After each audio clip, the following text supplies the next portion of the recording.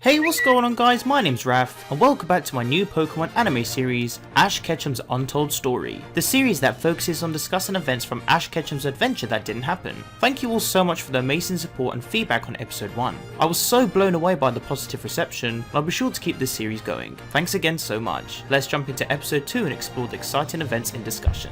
Don't forget to leave this video a like to show your support, and I'll be sure to bring out my next video shortly. Make sure to subscribe if you aren't ready to keep up to date, and without further ado, let's begin. If this is the first time you're watching the series, then here's a quick recap about it. I recently asked you all on YouTube and Twitter to tell me one thing you wish Ash completed during his adventure during the Pokemon anime. This could have been a battle, Pokemon capture, or a completely different element in itself. The series will follow the unseen adventures of Ash and Pikachu, as the pair explore the world of Pokemon, old friends, and Pokemon return leading to new events. This series is dedicated to viewers who wish to see certain events unfold in Ash Ketchum's adventure. Last time, we covered adult Ash Ketchum, Ash's Greninja rejoining his team, Ash vs Ho-Oh, and Ash catching an Eevee.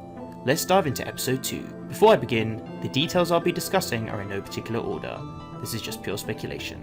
First up, we have Ash obtaining the Master Ball. Ash first got to learn about the Master Ball during the Advanced Generation series, where a character of the day named Sullivan explained to him how this perfect Pokeball had the capabilities of catching any Pokemon. It's quite interesting how Sullivan didn't disclose how he obtained this ultimate Pokeball, especially for the concept of the Pokeball itself. With Ash essentially becoming a Pokemon Master in the anime, there's 3 mini scenarios I wish unfolded in relation to Ash obtaining a Master Ball. The first is that I wish if Ash ever battled Giovanni again in a full battle, then he would get the Master Ball from him to reference the original games. The second is maybe that Gary could have given Ash a Master Ball to not only correlate to Ash becoming a Pokemon Master, but also to be the development concept of how him and Gary first met after fishing up a Pokeball. The final mini theory is that Ash could use the Master Ball to catch a special Pokemon, most likely being a legendary. We know Ash owns Solgaleo and has Melmetal as his mythical, but using the strongest Pokeball to catch a legendary just like how it would be in the games would really make things come full circle.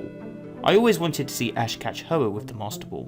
Another mini scenario could be that prior to leaving the Pokemon anime, maybe either Ash's mother Delia or Professor Oak were to give Ash the Master Ball as a gift. This could not only symbolise the conclusion of his journey, but to also signify Ash accomplishing his goal and becoming a Pokemon Master. It could even be a small gift for becoming the new Pokemon World Champion. The Master Ball has only made a few appearances during its lifetime of the Pokemon anime, and for Ash to obtain one for himself to correspond with his character and possible final Pokemon capture, it could have been surreal to say the least. I could just imagine the scene with Ash obtaining the Master Ball, pointing it towards the sky, and then turning his cap in an attempt to catch a Pokemon. I really hope he caught another legendary because there were so many opportunities where he could have, but he didn't have the right equipment. And let's face it, is he really going to be able to catch a Pokemon with a Pokeball? I mean, I don't think so.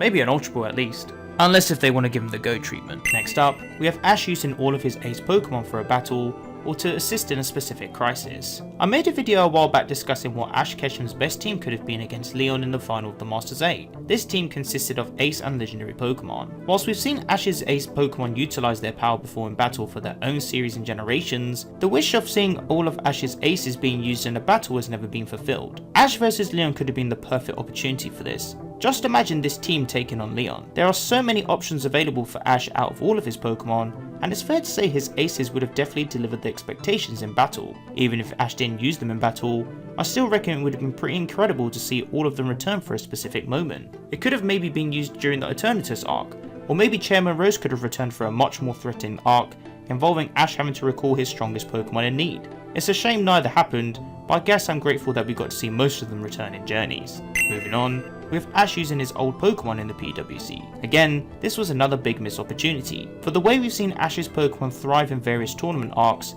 we all assumed that Ash could have maybe called upon some of his Pokemon to assist him during this final tournament, but instead, we were limited to only Ash's Journeys team. Now don't get me wrong, this team was great, and they helped him achieve World Champion victory, but I still feel like we could have seen some of Ash's old Pokemon return. I wanted to see Bulbasaur take on Steven, and Infernape take on Cynthia.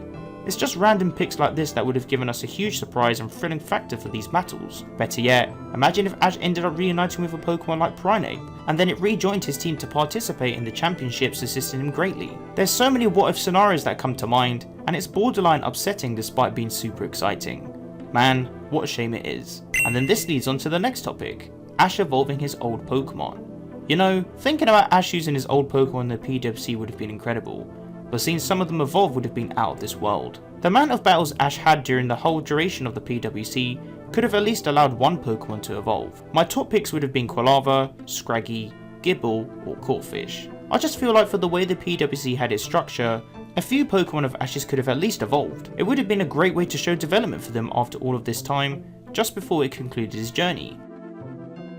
If Pokémon Journeys followed the format of Aim to be a Pokémon Master for some of its episodes, where Ash rotated in between Pokemon during that time, then this would have maybe been the ideal way. Only sometimes though, we don't want it to be too inconsistent. Even if Ash didn't evolve them into the main story of Journeys, Aim to be a Pokémon Master would have been fine. It was nice to see some of Ash's Pokemon return for dedicated episodes or nostalgia, but once again, we never got to see some of our wishes come true. Finally, we have Ash vs Lance. Let's get one thing straight here. Pokemon Journeys misled us all big time. During the Masters 8 arc, Animedia revealed an incredible art poster of Ash and Lance.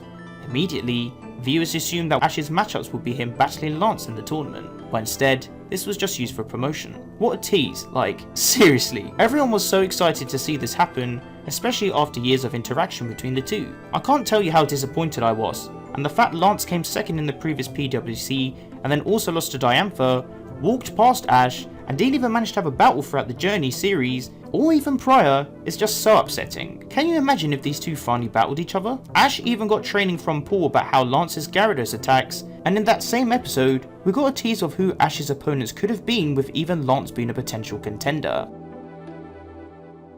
It's just a little disappointing that we've seen Ash and Lance work together in previous seasons of the anime, for them later on to not even battle each other. Two champion trainers from the same region as well, like come on man. I feel like the anime missed a huge opportunity with this one. It could have been a thrilling matchup between the pair, and I would have definitely loved to see Ash defeat Lance after all these years. Thanks for tuning in to episode 2 of Ash Ketchum's Untold Story. We discussed some amazing topics once again, and be sure to stay tuned for episode 3, which will be coming out shortly. I look forward to making these videos and discussing the untold possibilities. But why not let me know what you guys think in the comment section down below. If you guys would like to interact with me, then be sure to follow me on Twitter and join the ThePokéRaf Discord server to discuss all things Pokemon. You can find the rest of my social networks on screen and in the description below. If you enjoyed the video, then be sure to leave it a like, as your support is greatly appreciated. Don't forget to share the video with your friends. Finally, make sure to subscribe to keep up to date with my videos and click on the little bell to enable notifications so you guys get notified when I upload a new video. I hope you guys enjoyed this video, and be sure to stick around for more Pokemon content. Thank you so much for watching, and I'll catch you guys in the next one. Peace.